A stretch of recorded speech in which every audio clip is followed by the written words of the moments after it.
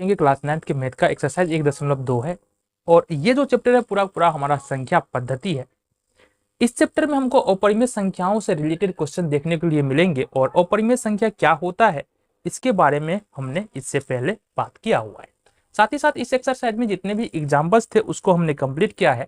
अब देखते हैं एक्सरसाइज में किस तरह का प्रश्न है और इसको हम लोग कैसे कर सकते हैं।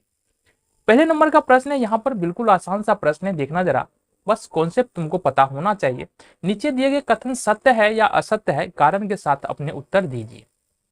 अब देखो पहला प्रश्न क्या है, प्रत्येक अपरिमेय संख्या एक वास्तविक संख्या होती है।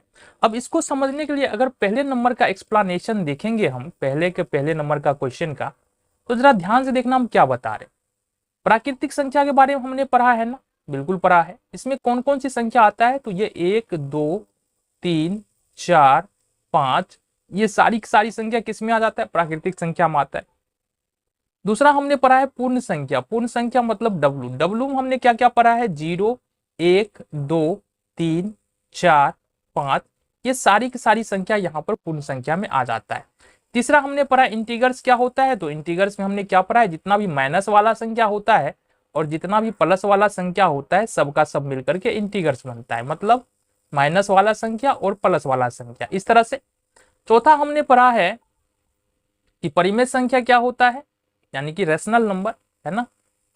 क्यों, तो इसमें हमने देखा है कि ऊपर में जितनी भी संख्याएं हैं वो परिमेय संख्या है। इसके अलावा जो भी फ्रैक्शन वाला संख्या होता है ना, जिसमें पी क्यू पूर्णांक हो, उसको हम लोग बोलते हैं परिमेय संख्या, जैसे -1/2 -3/4, और ऊपर में जितनी भी संख्याएं हैं वो भी परिमेय संख्या है।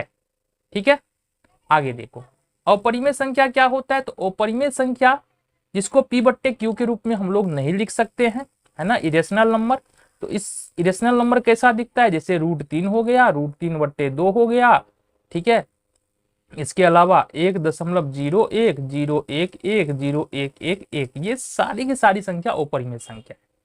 अब हम तुमको बोले कि इसमें अगर सारी संख्याओं को हम एक साथ रख ले और एक समूह बना ले, तो वो जो समूह बनेगा ना, वो बनेगा हमारा वास्तविक संख्या का। कौन सी संख्या का समूह होगा, वास्तविक संख्या का। अब यहां पर जो प्रश्न संख्या 1 के 1 में कहा जा रहा है, प्रत्येक अपरिमेय संख्या एक वास्तविक संख्या है, तो जितनी भी अपरिमेय संख्या है वो वास्तविक संख्या है, जितनी भी परिमेय संख्या है वो भी वास्तविक संख्या है, जितनी भी पूर्णांक संख्या है वो भी वास्तविक संख्या है, और जितनी भी पूर्ण और प्राकृत संख्या है वो भी वास्तविक संख्या है। तो यह हमारा यहां से सत्य है। क्या है ये, सत्य। अब अगर कारण पूछ रहा है तो कारण में हम ये बता सकते हैं। आगे आ जाओ, दूसरे नंबर का प्रश्न अगर हम देखते हैं, यहां ध्यान से देखना, दूसरे नंबर का प्रश्न का एक्सप्लेनेशन देखेंगे कि संख्या रेखा का प्रत्येक बिंदु √m के रूप का होता है, जहां m एक प्राकृतिक संख्या है। देखो दो बात है यहां पर, ठीक है, कौन कौन सी दो बात है, कि पहली बात कि संख्या रेखा पर प्रत्येक बिंदु √m के कहने का मतलब, इसके कहने का मतलब या तो √2 हो, √3 हो, √5 हो, इस प्रकार से कहने का मतलब ये है, जहां 2 3 और 5 प्राकृतिक संख्या है। बट ऐसा नहीं होता है, वो √4 भी होता है जो रूट के अंदर में टिकेगा नहीं, √9 भी होता है जो रूट के अंदर में टिकेगा नहीं, ये बाहर आ जाएगा।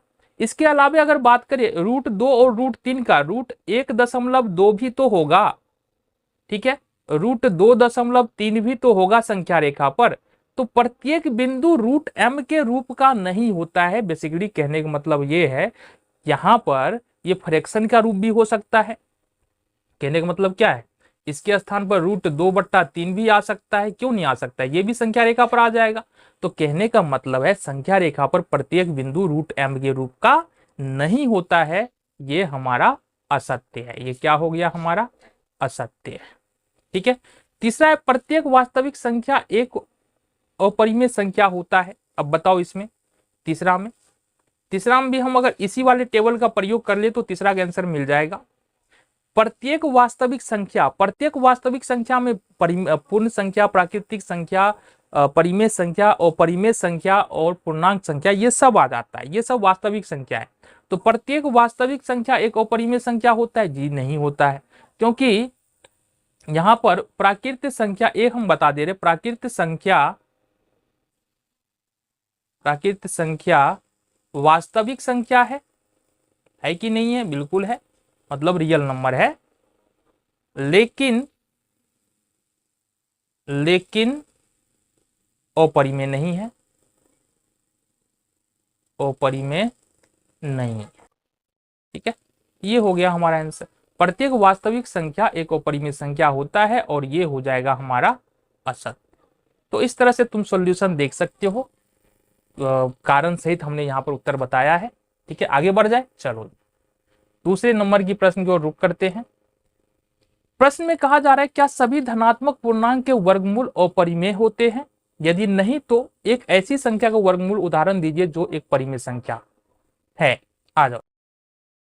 इस प्रश्न में कहने का मतलब क्या है, जरा इसको समझते हैं। इस प्रश्न में कहने का मतलब है, क्या सभी धनात्मक पूर्णांक के वर्गमूल अपरिमेय होते हैं? जैसे √2 का देखेंगे ना, तो √2 का वर्गमूल क्या होगा, अपरिमेय निकल के आएगा। √3 का अपरिमेय निकलेगा, √5 का अपरिमेय निकलेगा, √7 का अपरिमेय। ये धनात्मक पूर्णांक है, 2, 3, 5, 7। ठीक है, तो ये 2, 3, 5, 7 ये सब धनात्मक पूर्णांक है। कैसा पूर्णांक है ये? धनात्मक पूर्णांक है। और इसको अगर रूट के अंदर में डाल देते हैं तो वो संख्या जो बनेगा वो हमारा क्या होगा, अपरिमेय होगा। ठीक है, यहां तक तो कोई दिक्कत ही नहीं। प्रश्न में ये कहा जा रहा है, क्या जितनी भी धनात्मक पूर्णांक है उसमें कौन सा आता है, 9 भी आता है, 16 भी आता है, ठीक है, उसके बाद 25 भी आता है, 36 भी आता है। तो क्या ये भी अपरिमेय संख्या है? बिल्कुल नहीं है। 9 को देखेंगे तो ये बाहर निकल के 3 होगा, 16 को देखेंगे रूट से बाहर 4, 25 को देखेंगे रूट के बाहर 5, 36 को देखेंगे रूट के बाहर 6। तो सभी धनात्मक पूर्णांक संख्या का वर्गमूल जो है वो अपरिमेय संख्या नहीं है, क्योंकि √9 बराबर 3 निकल के आता है जो कि परिमेय संख्या है। बोल रहा है उदाहरण देने के लिए, तो उदाहरण हमने एक के बदले में 1, 2, 3, 4 उदाहरण तुमको यहाँ पर दे दिया है। आगे बढ़ते हैं। अगला प्रश्न है यहाँ पर तीसरे नंबर का प्रश्न है, दिखाइए कि संख्या रेखा पर √5 को किस प्रकार निरूपित किया जा सकता है। आ जाओ, √5 को कैसे निरूपित करेंगे? संख्या रेखा का सवाल है यहाँ पर, तो सबसे पहले हमको एक संख्या रेखा बना लेना है। कैसे बनाएंगे? सबसे पहले एक रेखा चाहिए। आ जाओ जी, √5 को दर्शाने के लिए एक रेखा खींच लेंगे इस प्रकार से। ये हो गया हमारा एक रेखा। इस रेखा पर वो एक बिंदु लेंगे और इससे ध्यान देना, इससे 2 सेंटीमीटर का हम लेंगे, 2 सेंटीमीटर का डिस्टेंस लेंगे और वहां पर एक बिंदु रखेंगे ओ ए। ठीक है, ये हो गया हमारा 2 सेंटीमीटर। ओ से लेकर के ए तक का डिस्टेंस जो है ये हो गया हमारा 2 सेंटीमीटर। ये कितना हुआ है हमारा? 2 सेंटीमीटर। ठीक है, ए बिंदु पर हमको लंब खींचना है और इसकी लंबाई हमको होनी चाहिए 1 सेंटीमीटर। कितना? 1 सेंटीमीटर। चलो जी, 1 सेंटीमीटर ले लिया हमने। और साथ ही साथ हमको क्या करना है, इसका कुछ नाम दे देना है। ये हमारा बी हो गया। क्या क्या हमने?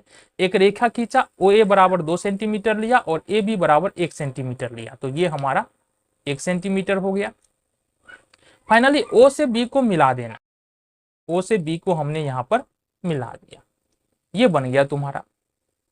अच्छा, चूंकि ए बी लंब खींचा है ना हमने, ए बी लंब खींचा है, तो ये हमारा 90 डिग्री होगा। और 90 डिग्री होगा तो इसके सामने वाली भुजा ये हो जाएगा कर्ण।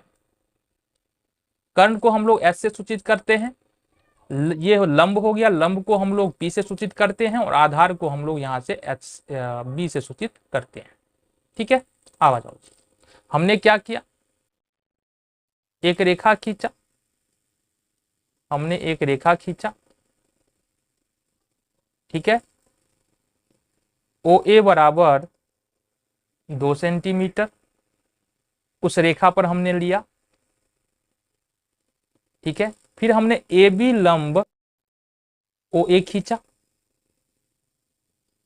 ठीक है जी, यहां तक कोई दिक्कत ही नहीं है।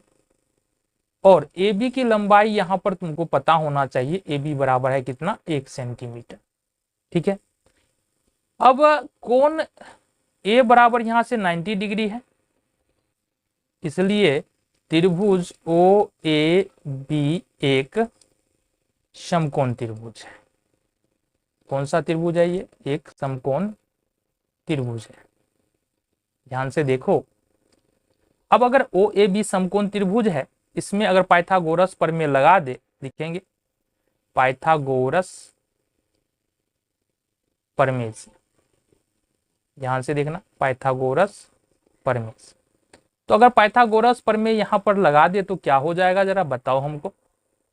ये होगा हमारा h का स्क्वायर मतलब कर्ण का स्क्वायर बराबर लंब का स्क्वायर p का स्क्वायर और आधार का स्क्वायर। देखो h का स्क्वायर, p का स्क्वायर और b का स्क्वायर। अब अगर तुम मान बैठा दो यहां से, तो h का मान हमारे पास नहीं है, p का मान देखना जरा 1 है तो 1 का स्क्वायर हो जाएगा, और प्लस में b का मान 2 है तो 2 का स्क्वायर हो जाएगा। ये हो गया हमारा h का स्क्वायर बराबर 1 और प्लस में 4। 2 का स्क्वायर करेंगे 4 हो जाएगा। h का स्क्वायर बराबर कितना हो जाएगा, ये होगा 5। अगर यहां से हम इसका वर्गमूल ले और इसका वर्गमूल ले तो यहां से हमारे पास क्या निकल के आएगा, h बराबर √5। h बराबर √5 आने का मतलब है कि ओ भी हमारे पास √5 निकल के आ गया। ठीक है, अब यहां पर क्या करेंगे, ओ भी एक प्रकार लेंगे औजार बक्स से, और प्रकार का नुकीला वाला सिरा यहां पर रखना है, पेंसिल वाला सिरा यहां पर लिखना है और एक चाप खींचना है ओबी त्रिज्या का। ठीक है, ओबी त्रिज्या का चाप खींचा जो ओ ए को ई बिंदु पर काटता है।